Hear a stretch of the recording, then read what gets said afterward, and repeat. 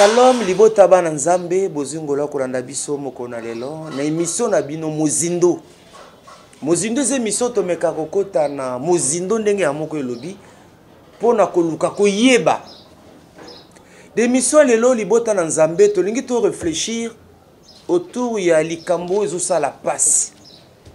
Na Congo lelo bana nzambe baze belé. Bakoti na ba institution ndenge na ndenge. Toza bana nzambe ba médecin, ba professeur ya université, ba avocat, ba magistrat, parce que partout bana nzambe ba chauffeur peut bazali, ba commerçant baza. Chaque dimanche tozali na betonga na nzambe, l'église a kotonda. Mais mboka na biso Congo, mboka oyo apparemment to bengi yango chrétien. O ba chrétien bazé belé na RDC, mais mboka eza na ko décoller. Congo pasi na pasi. Bana nzambe, baza na ba institution ya mboka. Yango to sepelaki na première partie émission oyo.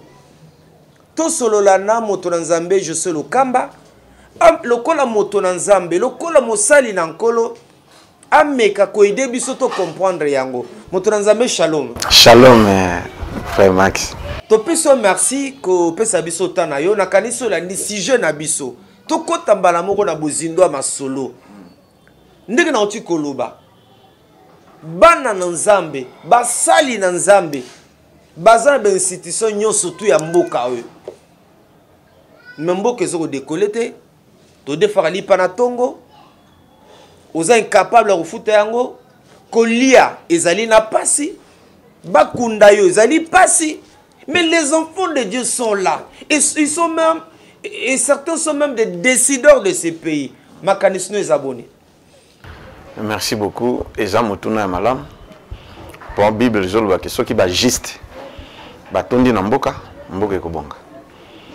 Mais Dieu regrette d'avoir établi des pasteurs, des prophètes, ses propres enfants, il regrette de les avoir établis pour ne pas diriger Mboka, pour ne pas poste clé, parce que bazan souci la population. Mité malabango ke nyons kakana mbongo. Yemoko azwa abong sa famille naie ou abong sa famille politique. Il faut qu'on le dise la vérité. C'est pourquoi dans Isaïe chapitre 59, on a quand même appui la Bible, tous appui tant la Bible pour la Bible lumière pour la biso. Isaïe chapitre 59, bien que nous avons sauté, nous avons quelques versets. Nous avons dit na verset 4. Parce que nous avons sauté le verset 6, mais nous avons verset 4. Nul ne se plaint avec justice, ni ne plaide avec droiture. Ils s'appuient sur des choses vaines et disent des faussetés. Ils conçoivent le mal et enfantent les crimes. Vous comprenez ce que? Donc, bon, ils ont bazin na langage moko bien. Mais dès la mécanisme bango, bazin lo comme ça. Ils promettent bien, mais le cas réalisation, ils ne réalisent pas. Parce que déjà mécanisme, il y a ma baisse côté les bango à cause il y a mbongo.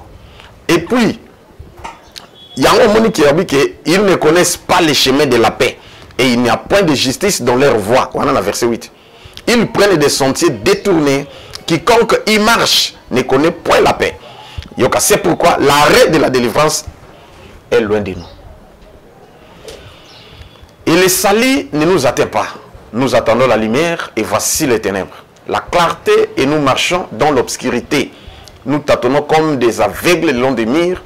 Nous tâtonnons comme ceux qui n'ont point Dieu. Nous cherchons, nous chancelons à midi comme la nuit. Au milieu de l'abondance, nous ressemblons à des morts. Car nos transgressions, nous grondons tous comme des ours. Nous gémissons comme des colombes. Nous attendons la délivrance et elle n'est pas là. Vous voyez? Nous parlons sur la délivrance du Congo, la délivrance du peuple congolais. Nous sommes le peuple béni, ainsi de suite. Mais bon, nous avons un pifo pour la population, basant la souci à la population. Le Congo basant la souci à la population. Basant la devant le peuple et devant. C'est pourquoi l'arrêt de la délivrance. Donc, délivrance est stoppée. Alors, parce que le lobby même, oui, c'est le pouvoir. Mais bangunyo surtout mutuka intérêt na ye yesu alobidi na mokana corinthien abi ne cherchons pas seulement nos propres intérêts, cherchons aussi l'intérêt des autres. Ce qui nga nazoluka intérêt ya yo na kusala mabe te na kolinga yo pozwa na kolinga ye pazwa na kolinga pe oyo pazwa. C'est clair. Alors mutuna nzambe si je tozolo bela lelo depuis début ya moi oyo zo mata kati na ngai. Alors je m'étais dit, tout mécano ko sa banal, tout comprendre que na mboko tozana ba chrétien médecin, ba chrétien juriste, mais bosse mba solo ezalité. Tozana ba chrétien bazali ba professeur ya université, bazali ba conseiller ya ba kondisi koyo, tout ça la nini. Solution rose à la nini.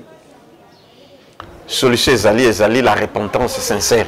Et pas na bao nos zolo ba médecin ba et tout. Et en plus tozoluka lisusu nini esengeli nini les chefs de l'État a fungola misu.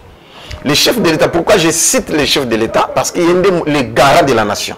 Yene mutasimbi yenda abongi sa social. Ce qui social est bongi ba maguya ne kozala te, juriste akusala musala ndenge sengeli. Magistrat akusala musala ndenge sengeli. Avocat et ainsi de suite, médecin. Est-ce que les hommes ont médecins vont greffer? Parce qu'ils sont mal payés. Et impayés aussi. Professeurs université, mal payés. Vous comprenez? Ce que les gens ont corruption, c'est la ndengini. Les gens ont magouillé, c'est la ndengini. Médecin, à quoi ça la nekop? À quoi ça la moussala qui est côté? Et ainsi de suite. N'a pas institution. Mais ce qui est social est bongi, salaire est bongi. Biloko ne vous arrêtez. Attends, tu es rigueur. Mais, il y a quand même parce que na vivre na ici que belé tant on a zala qui na passé on a que papa wana na ke pour de pas et pas na quelque part et pas na famille moko ba loger là mais ce qui s'était passé j'ai constaté que bana ba maire balingi bazunga air balingi na basi na mibali lupa vous avez non clôturé et puis moi na akozonga 2h du matin moi na akozonga 3h maman le babou à s'en foutre papa zana il ya kolobate pourquoi? Parce que azoko s'occuper na banate comme moi na uluka ndenge nae moi na bimaki azoluka yo pekisani aye papa joue-moi $10 ici donc tu n'as rien à dire. Or rigueur ya papa ta tombo ki atolobini mais au pesa mon le côté mais ce qui papa ozo occupé bana moi ma porte ezalaka et quand na nini 22h je ferme la porte avant 22h moi na surtout na ndako moi na surtout na ndako oile sa mona ozola sa mona o s'occuper na mona ozala soumis. C'est pourquoi il y a des rebelles par-ci par-là, des coulons et ainsi de suite. Pourquoi? L'irresponsabilité à ma famille, il y a mes parents, l'irresponsabilité, il y a l'État. Il suffit qu'un social est bon. Au PC, mon bec au bas et si. Bon, tout ça. Alors, mon transit mobile social est bon à l'Ikambote. Manabi Sikawa, moi, dans Nzambo Azali médecin par exemple. Moi, dans Nzambo Azali juriste, Azali enseignant. Moi, dans Nzambo Ateka Madeso. Ateka Pondu na Wenze. Est-ce que na yé moko na conscience na yé ayebite kazali mise à part et que esengela sala musala na bo elongo bani et comme na tanga soka les temps sont durs mais bien que ça ba zoto sa bazali ba banga kanzambe bazali ba kozanga te mais tozali muke tose belete ndeng ba na français invente créé n'a plus d'oreille donc mutakanyi motema bangi nzambe tia mo ke mo ezate à la craquer à céder. Alors, biloko na nazo revenir toujours au même point que ceux qui social et bongi, biloko ni sauter aussi. Voilà, et loko na koloba. Ou biso qui social et bongi, mais est-ce que biso mo loko là-bas na Nzambe mosakoli? Prise à conscience on est exacté. Tu comprendre que nous sommes des hommes mis à part. Nous sommes des hommes mis à part. Et Dieu nous appelle à la différence. Comment expliquer que Muto azali mwana na Nzambe azu le longo là ko ça na cadre na institution. Aïe kozana na corruption, aïe kozana na makambu nyonso tozomona esamaka na mukili. C'est biblique dans Romains chapitre 1er verset 18 à 32 natanga yoka ezana bato bazap nza égaré ata oteye.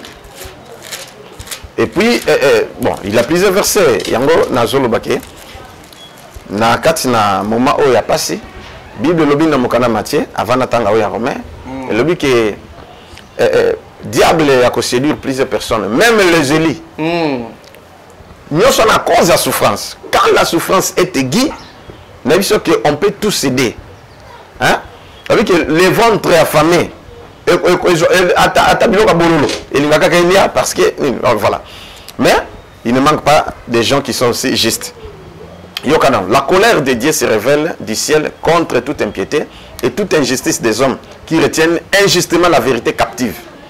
Car ce qu'on peut connaître de Dieu est manifeste pour eux. Dieu les a fait connaître. En effet, les perfections invisibles de Dieu, sa puissance éternelle et sa divinité. On se voit comme Alaini. On a sauté, puisque ayant connu Dieu, ils ne l'ont point glorifié comme Dieu. Et ne lui ont point rendu grâce. Mais ils se sont égarés dans leurs pensées. Et leur cœur sans intelligence a été plongé dans les ténèbres. Se vantant d'être sages, ils sont devenus fous. Et ils ont changé la gloire de Dieu incorruptible en représentation de l'homme corruptible. C'est pourquoi Dieu les a livrés à l'impureté, selon les convoitises de leur cœur, en sorte qu'ils déshonorent et même leur propre corps. Et qui ont changé la vérité de Dieu en mensonge, et qui ont adoré et servi la créature au lieu du Créateur. C'est pourquoi Dieu les a livrés à des passions infâmes, car leurs femmes ont changé l'usage naturel en celui qui est contre nature. Et de même les hommes, abandonnant l'usage naturel de la femme, se sont enflammés dans leurs désirs, les uns les autres commettant homme avec homme des choses infâmes et recevant même entre eux les salaires. Donc là, si on a zongi pour s'attaquer à les prophètes, on s'attaquer à les parce que responsabilité peut y avoir. Voilà. Donc on a bisopé. Tant au mboke baby, tant aux corruption, tant au malheur, nous devons supporter et nous devons surmonter, prêcher la vérité, instruire les gens dans la vérité. Mais si on a attaqué, ça l'ensemble détenir le banzambe, bango bakomi égaré d'abord. Si on bakomi ko sala makambo eza indigne, corruption, bango, trahison, bango, poison, bango, makambo surtout ya mabe tozoka bango, bazana en tête ya ko sala makambo. Division kutu wana kolokuba kutu te. Bango. Bon, si quand on va saluer bon peuple même les lots ils appellent matomona pasteur à mobile ko bimana moninga na mobile homosexualité côté le tout il y a tout tangit bon que moi c'est mobile na mobile Dieu les a livrés à des pensions ba sala biloko wana pour souka na bazani également na bonke ba ke lufelo. C'est pourquoi on s'étend de la fin tout fungola miso et Nzambe a ko protéger ata l'épée au biso totikale. Mais comment expliquer Moutonanzambe na zonga na makomi da SLB? Comment expliquer qu'un homme de Dieu mobali abibana moninga ne mobali? Kasi eza système o ezo régner mikolo eti. O ezo régner mikolo e kon ba kabal juif ordre Melchisedec. Ba juif na bazo boya na Jésus tozo teya. Bazo boya bobi tozo teya boteya te. Jésus na to yebiete. Est-ce que yoke ko salier na bango? Et ainsi de suite. Ya o qui makambi surtout ya mabe. Ils autorisent le mal, tandis qu'auparavant, ils refusaient ces choses. Ils s'opposaient à ces choses. Mais aujourd'hui, ils ont accepté. Pourquoi? Parce que la Bible dit qu'il ne faut pas qu'un serviteur de Dieu azala assoiffé d'argent. Ce qu'on a assoiffé d'argent, au lingo lingate, au kouya na maboko ya Satan. C'est pourquoi on a maboko Satan. Mais les noms Moutonanzambe va tout changer chapitre, tous les kanamaka mususu. Mais comment expliquer Moutonanzambe José Lukamba? Tout ça même na basali nzambe lelo batondi na institution ba conseil ya mokonzi to ya bakonzi à travers le monde, des hommes de Dieu, des pasteurs comme vous mboko décoller kate et puis sur la na cc bazo le ba mituna est-ce que réellement bazalaka ba pasteur? Jérémie chapitre 23 bon na pesa kamingi verset puis à la tête ngani mutuna zoloba donc Nzambe aloba sikoyo. Jérémie chapitre 23 na bali na verset 9 puis na suki na verset 18 mais na sauter pour gagner le temps. Sur les prophètes mon cœur est brisé au-dedans de moi. Oyoki Nzambe abi motema na nsenyi eza ko buka na kati na ngai na verset 10 elobi car le pays est rempli d'adultère. Les pays ont deuil à cause de la malédiction. D'où vient la malédiction? et bandi pas prophète. Bango batu ba yena yango. Les pasteurs, les faux prophètes, les éminents. Yoka et dans la verset 11 le prophètes et sacrificateurs sont corrompus. Aux Hollandais et comme aux politiciens pour gagner aiko corrompre yo. Yonde chiko zana top ni tout, jono boy. Omoni moto boy tout. O trahir moninga na yo à cause de corruption. Or yonde moto bongo soki aye teyaye. Ah ndeko, on no sala di kambo pourquoi? Te nzamba lingi bongo te fanda nan. Tala makomi lobi boy. Bongo la motema c'est cela. Mais yon dini corruption au détriment de ton frère prophète ou sacrificateur. Yoka siko makambo ils ont continué. Tanga bien. C'est pourquoi leur chemin sera glissant et ténébreux. Ils seront poussés et ils tomberont. Car je ferai venir sur eux les malheurs, l'année où je les châtierai, dit l'Éternel. Dont les prophètes de Samarie, et je vis l'extravagance. Ils ont prophétisé par balle. Parce que le corps va bouger là, va comme une extravagance. Et puis deuxième chose, va comment prophétiser par balle, au lieu par Dieu. C'est-à-dire, à moins que non, là, il faut la salamine. À qui ça la manque on a? À qui simba? Oh, bazobi na kitalatala, hein? À qui panganga? Ton magicien, à juiba pisi kitalatala. Yonde ozana, on l'a ticalé sur rouge. On l'a qui pendant l'imbondo lobby. Eh, yonde ozana talabo, kokono comme on est boy. Oh, azaya nzambe, zoka azaya nzambe te. Kitalatala. À prophétiser par balle. Zamba. Ils ont égaré mon peuple d'Israël. Mais dans les prophètes de Jérusalem, j'ai vu des choses horribles. Ils sont adultères. Okay? Prophètes, 15 femmes, 25 fiancés, et ainsi de suite. Ils ont des femmes grandes. Tout le monde appelle l'église phénomène. Passer à Kinshasa, moi ça c'est en États-Unis. Passer à Kinshasa, moi ça va dans ce qui na Turquie. Passer à Kinshasa, moi ça avant na mboka Songolo Pakala. Comment vous trouvez ça? C'est anormal. Ce qui est, moi c'est accueilli. Après là on peut pas refuser. Et ça n'dengue bango bayokani. Mais moi c'est avant d'aka topé na France, avant d'aka kuna mobile avant d'aka. Mais mon mobile azokende à 5 mois zongi. Est-ce que ça n'a pas de danger? Et ce danger est permanent. Il y a un danger permanent parce que ba sœur église ba kosambwa ba kosila. Na ba ni tout pour moi si azala ay baté ko contrôler mobile. Abumaera lingi. Akozonga era lingi. Oya okota koti, oya ko mabimi. C'est pourquoi la mambozo lobo. Oui, naza pasteur kasi. Naza na Congo, naza na Kinshasa. Tozoyoka tozomona. Continue. Non, continue. Yoka, mais dans les prophètes de Jérusalem, j'ai vu des choses horribles. Ils sont adultères. Ils marchent dans les mensonges. Le côté côté.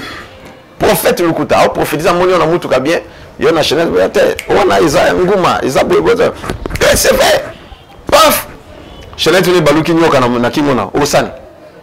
Ozango isus. Zokoza bajenaye. Yazui. Lobi okuta. Et pas.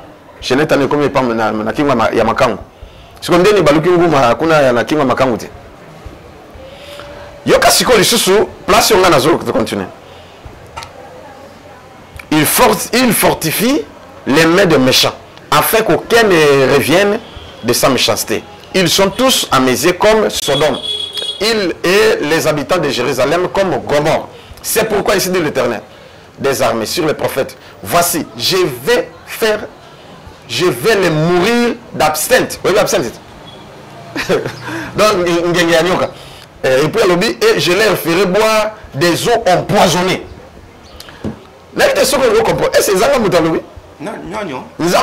C'est pourquoi ainsi parle l'Éternel des armées sur les prophètes, des pasteurs, des bishops, et ainsi de suite, des évangélistes.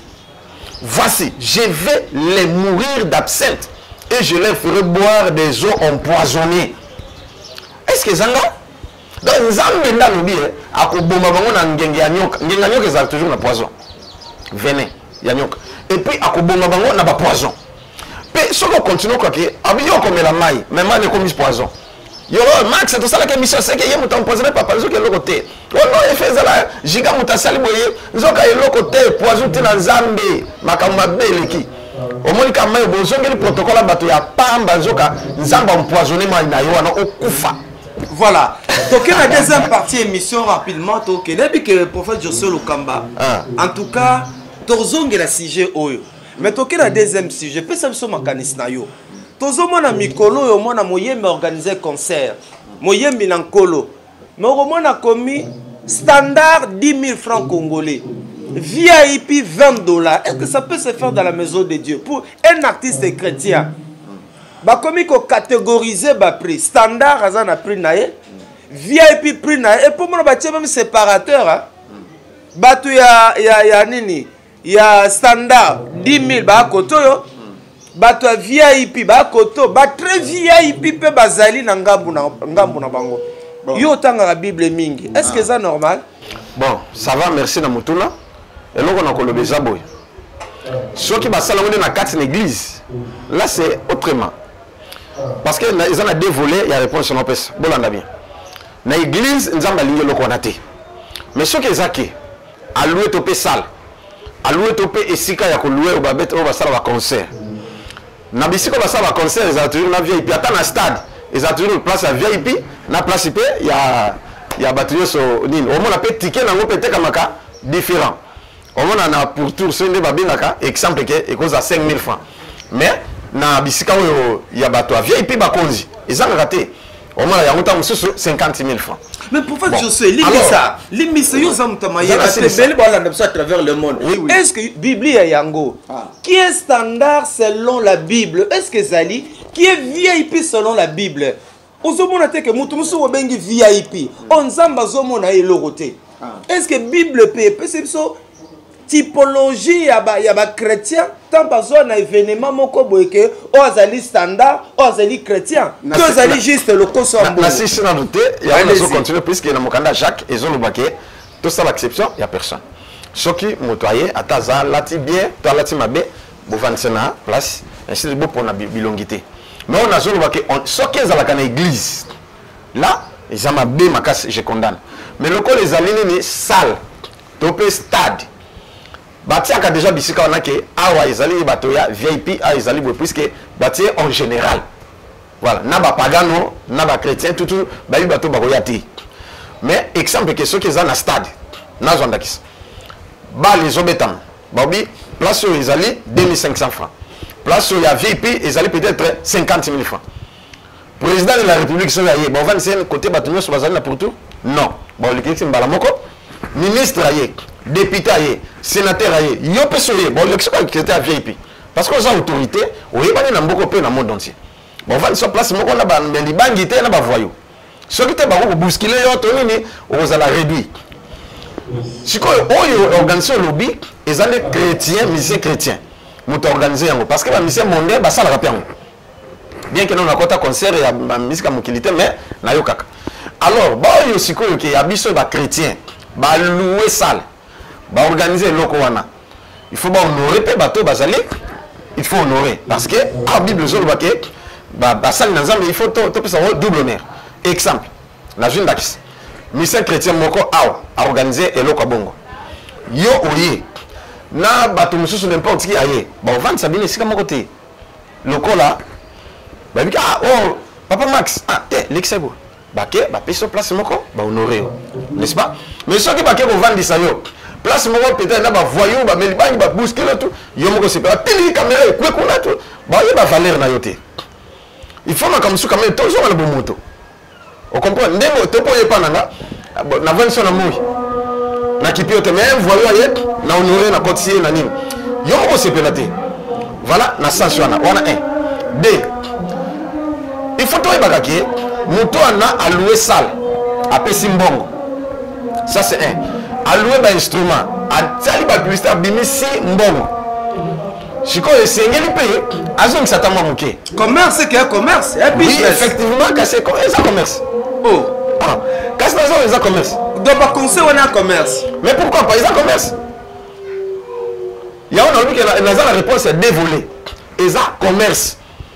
Abimisi pour que bateau ba VIP bakoya avec que oya komisa $50 oya komisa 100 oya on ça pas perdre de fonds oyo pesi ko nini tout pourquoi biloko na alloué na mbongo so bon ngana sambelaka na répéter tout dessus allez studio okota ofuta nini mbongo so mbongo ezate okota studio te bilamba na pour la basa ba clip ba nini tout ba passer na TV il faut futa mbongo so kité rien pour à passer il faut louer il faut ça là tout groupe électrogène il fait ça la permanent ba caméraman ba tout il faut passer ba mbongo mbongo akozwa wapi mbongo so ki a defaki à moins que nous avons une surprise qui a quitté le monde, qui a foutu, mais ceux qui vont monter.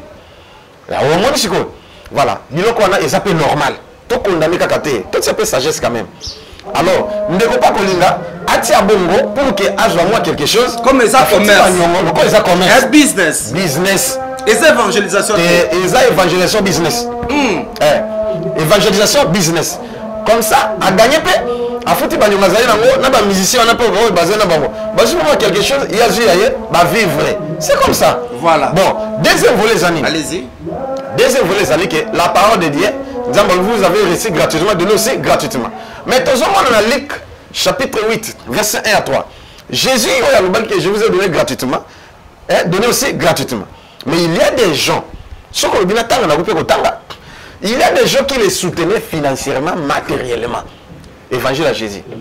Vous comprenez qu'il avait aussi besoin de l'argent. Mais quand il y a ils avaient dit que non, ça ne veut pas gagner mon mot, comme un milliardaire, comme un millionnaire. Il y a juste ça pour qu'il a gagné, mais il a sauvé. Au monde. Donc, ils n'ont pas catégorie de ça, ils ont tout misé, bazabongo. Que azo ça bien qu'ils ont besoin de mais moi ils allaient pour l'évangélisation à sauver âme. Non, il y a ça que non, il y a juste la musique business. Bazali. Ndenge moko pe na biso ba pasteur. Les pasteurs ont ça la fondé l'église pour à s'enrichir, à comme un star et tout à Zanambon. Nando yonanga autour ça la pour que batu ne ba mika. Nana besoin bon, ndeto ça l'émission boy. Sinon pe sambon pour na yeleka. Au foot un peu moto aye ko sala ni musala. C'est ça. Donc, c'est clair. Yo ça la tête que papa Josué comme ça, nous boumé $300, 200, $100 ça comme ça, na vivre té. On a l'intention à tête pour on appelle un bon on peut sauter. Mais il faut tourner une mission au foot et transport au combien. Ndé ko lo wati ko ma place ni les au foot en bon. Moto tambla na au foot en bon. Ndé pe ko le ka au peut ça bon. C'est clair, c'est normal. Ok, donc dans cette émission, prière pour la nation. Makaniso ezala ni ndenge zo sala na Kinshasa a. O kanisa ete nzamba ozala glorifier, tozala makambo zo sepela nango, ozo sala pe passe na motema. Prière pour la nation. Eza bien pesama be. Pour nangai. Bien parce que nous prions pour la nation. Nzamba sala, nzamba sunga, geresila, mokonzamboka, nzamba batelaye, nzamba sunga, makamba bien salama et tout. C'est bon, c'est pas mauvais. Mais il y a comme un mabende nini. Nous qui intercédons, est-ce que tu as changé? Est-ce que tu as bon? C'est tout ça la pour la tombe d'ambon et pas mokonzamboka, ma poche vimba. Ou tout ça la réellement pour que changement quota. Namboka. Parce que nous prions pour la nation, il n'y a pas un changement. Changement exact. Toujours bon de la main. Et l'autre côté, aucun changement de situation sont pires. C'est que nous avons comme ma bonne de la bisoté. Est-ce que ça peut Dieu veut quoi? Nous avons l'ingénieur.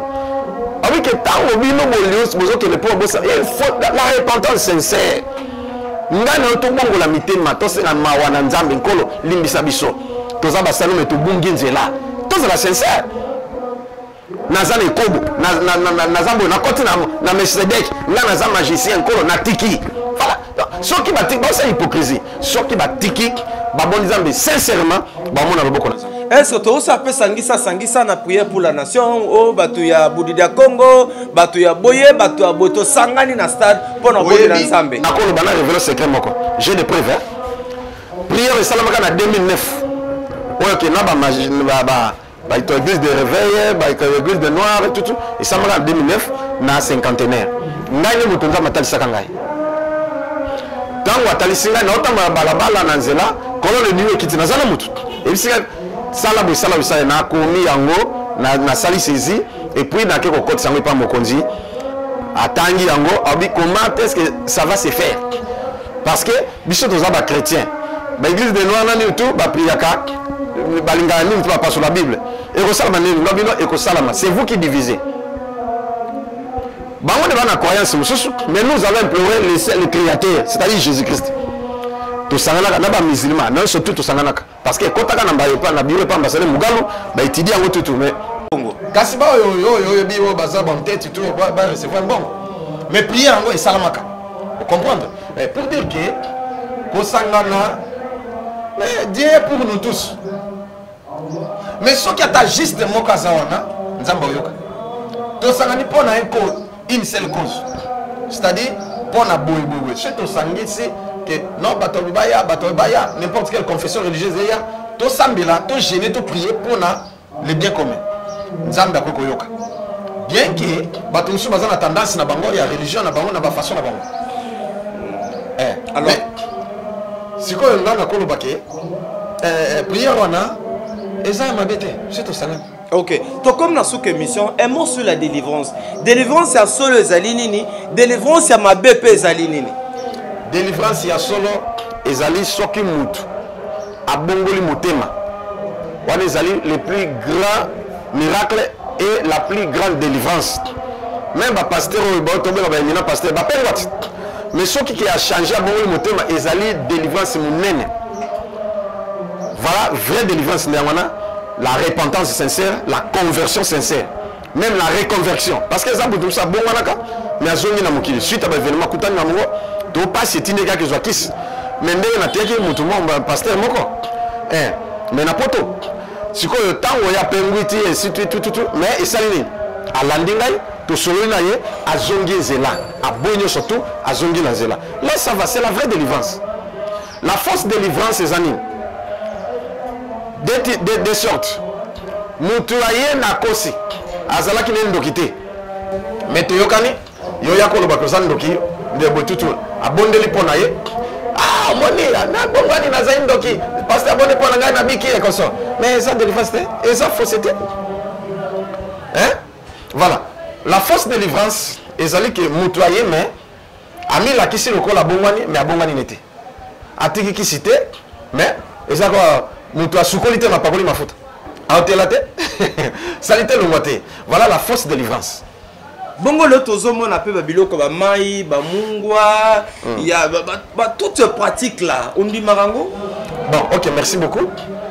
Nous sommes dans la Bible, Éphésiens chapitre 2 verset 20. Et le dit que nous sommes fondés par l'enseignement des apôtres et des prophètes dont Jésus-Christ lui-même la pierre angulaire. Ce que Jésus avait fait, ce que les prophètes ont fait, nous pouvons aussi le faire. Même Jésus avait fait une seule fois, nous pouvons le faire mille et des milliers de fois. Alors, on comprend le second. Délivrance na maï, on peut miracle ça à travers maï, c'est biblique. Il y a l'ibosson dans Jean chapitre 2, verset 1 à 11. Le premier miracle de Jésus. Bien qu'abandaki no musalate, mais à ça on à travers maï. On comprend? Masangesili. Maman a dit que masangesili, qu'on a tué. Maman, on a dit qu'on a tué, mais ça a quelque chose. Ok. Bonjour, maman, bonjour. Bonjour, monsieur. Tant à prier, et si la botte, la botale, et comme il vient. Autre miracle que Jésus a salé, à côté d'un aveugle, Jean chapitre 9. Bien que tout le monde a versé, mais les villes étant, à côté d'un aveugle, Yes a vu soy, a sali potopoto. A vu à pakole na misabi, qui est sur la main à Siloé. A qui a soukoli, à moni. Vous comprenez? Na mafuta. Tout le monde appelle à Marc chapitre 6, verset 7 à 13. Natanga. Oui, voilà. Verset où nous avons le batonoki bakanisaki nazali ko lobanga moko mais il s'engage que quelques versets natanga. Botala Marc chapitre 6, verset 7 à 13. Yoka. Alors il appela les 12 et il commença à les envoyer des adés en leur donnant pouvoir sur les esprits impies. Il leur prescrivit de ne rien prendre pour le voyage si ce n'est un bâton. La sauté, Natangi dit, puis il leur dit, dans quelques maisons que vous entriez, restez-y jusqu'à ce que vous partiez de ces lieux. La sauté pour gagner le temps, na 12 à 13 de lobby, ils partirent. Ils prêchèrent la repentance. Au moins, la vraie délivrance. Ils prêchèrent la repentance. Ils chassaient beaucoup de démons. Ils joignaient beaucoup de malades et les guérissaient. Vous voyez? Alors que bapakola qui même mafuta ba utiliser yango. Ce que yo zo boye mafuta ndengini. Mafuta c'est biblique. Mais ba magicien bazo saila yango. Ba prostituée bazo saila yango. Vous comprenez? Dans Jacques chapitre 5, verset 14 à 15, Bible loue, quelqu'un parmi vous est-il malade? Qu'il appelle les anciens de l'église. Et que les anciens prient pour lui, on le dit au nom du Seigneur. La prière de la foi sauvera les malades. Ceux qui sont malades, tout problème, on peut utiliser l'huile, dans le bon sens. Mais les magiciens, comme ils peuvent sous la même chose qu'on utilise. Ce que nous sommes tous allés, tout le monde a utilisé la Bible et la salle. Prophète et magicien, c'est la Bible. Ce qu'on a dit, on entend les Bible parce que le prophète et magicien a salé yango. Non. Non, que tu crois quoi masanga. Ba bougie, ba parfum, c'est pas biblique. On a trouvé ça dans la parce que les prophètes et les Jésus n'ont pas fait ça. Fondement la biche à Jésus. Vous comprenez? Mais si on a ça, il y a un bel exemple. Dans la prière, il y a second souffle. Aveugle, nous sommes qui na diabète, cœur, hein, un problème à cœur et tout et tout. Si on a inspiré, nous sommes qui na cancer, il y a le boko, il y a pota et concrété à 6 ans. Si il y a beaucoup, si on a quel hôpital, il faut imputer le boko parce que il risque et affecté. Aïe a pensé na kitwana nzamba lobi na ngai bondela pona mai osopana na belesa la potopoto bato ba kozwa na bondeli na sopi na sali potopoto na oya za malade toi ça na problème ayo zo sero wana aïe azu potopoto na alongoli ba bande oya pota apakoli yango soki olingi témoignage yango bako balancer total apakoli yango mabele apakoli na pota pour ba médecin ba loba ke éco infecté ainsi de suite. Et on attendait qu'il va imputer le boko. Aki alala la mukanabutu pote kauki. Azongana akene na l'hôpital, pas c'est un examen, il n'y a rien. Miko est zone normal tout tilelo. Auto abala. Bon, autre chose, papa Moussa zui yango atie na miso, pas miso moni. Maman moko azui yango atie na kopo, atie moi mai a sali mélange, ameli yango. Na diabète, na cœur, ou azali nango tout, pas abiki. Voilà. Mais non, ils attaquent tous les jours. Nous avons le salaire de biki, base de la mona. Nous avons biki ça quand même n'importe quoi. Ok. Mais toi comme la sous émission, non que le bel au moyen masanga. Est-ce que moi nous avons le masanga? Bière par exemple, bière, n'importe quelle bière. Vraiment, moi na nzambe, au lieu que balobi moi na nzambe. Sikoyo. Frère Max. Donc, là, naza na ngai que ce que na ko pesa verset tanga. Tanga. Natanga. Proverbe chapitre 31. Natangi verset 6 à 7. Et le Bible. Donnez des liqueurs fortes à celui qui périt et du vin à celui qui a l'amertume dans l'âme, qu'il boive et oublie sa pauvreté, qu'il ne se souvienne plus de ses peines. Balobi ba pesa masanga. Masanga pressement ils ont langue ça et pas dans mon koufi. Pour amela abosana akufa nae. Que pas pesa pas mon bola amela pour abosana ki mon bola nae. Si quoi Bible le bien c'est tobi que tokola ngongensili, abi que qui est mort c'est abi que ba pagano. Hein? Celui qui n'a pas Dieu, celui qui n'a pas Jésus, il est mort quoi que vivant. Vous comprenez ce que c'est sur mon parent la melina ya melana. Mais pour nous qui sommes vivants, non. Nous personne noir sur blanc, l'Ancien comme le Nouveau Testament. Bisoto zali bato bo babeng banganga nzambe. Où comme masanga koti ndenge nini. Non tout ça l'émission limbisana prophète Narcisse na tangi kombo nae, prophète Narcisse, à l'église na Limba. Mais il y a lobby comme la masanga za mabete. Écoute atali na kombo a biera melaka, mais bandimine pe ba melaka. Mais masanga oyo ya komela. Eza mabete. Soki yango ezalaki te ndenge nini yo linga koyeba parole ya nzambe elangwisa tolongola kaka te pembeni tolongoli biere tolongoli babiere na biso bayebi so sikoyo parole ya nzambe elangwisa yo koyeba elangwa sikoyo ndenge nini prophète Narcisse kombo na ye nga na kosenga debanga na ye. Ok. Voilà. Il y a prouvé, on a prouvé la Bible, l'Ancien comme le Nouveau Testament. Ce qui a critiqué était peut-être Nzambe a autorisé à Olaksabi son verset. Ce Nzambe a autorisé à Melak. Parce que, tout ce coup, Paul, il y a autorisé Timothée suite à Nini. Parce qu'il y a un problème digestif, il y a un qui a calé. Il y a un Comme ça, la gaga usage ya, qu'on y a mais ça l'appelle un peu de vin. Mais quel vin? Ils ont qui vin de table. Vous voyez ce que pour Timothée, non pour tout le monde. Ce qui prophète à Zami a problème estomac à généraliser parce qu'il y a des lois où ils allaient générales, puis il y a des lois aussi privées. Est-ce que les lois autorisées peuvent monter la massanga? Il pour la prophète. Non, tu qu'on le bat pour Timothée. Mais Massango, ils ont été qui la whisky, tu vas mettre la zodoro, tu vas mettre la lotoko. Mais les lots, mon sacoli, mais les lots, et puis vin de table. Mais les lots, on a moins vers moi comme au tient mouké, au lait, au mêlé ici. Mais les lots, ils sont secrets, bah ça les belés, bah on met la massanga, bombana.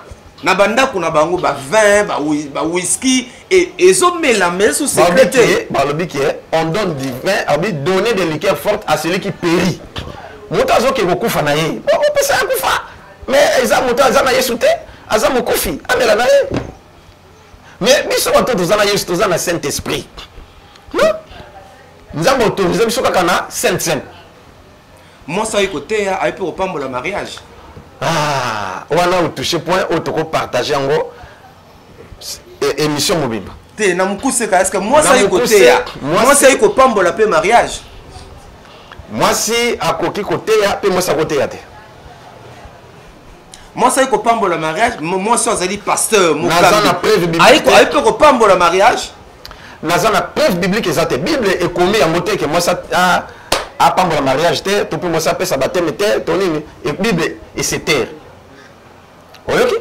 Mutako ya peut ça verset que oui pexi moi ça pas le mariage azate.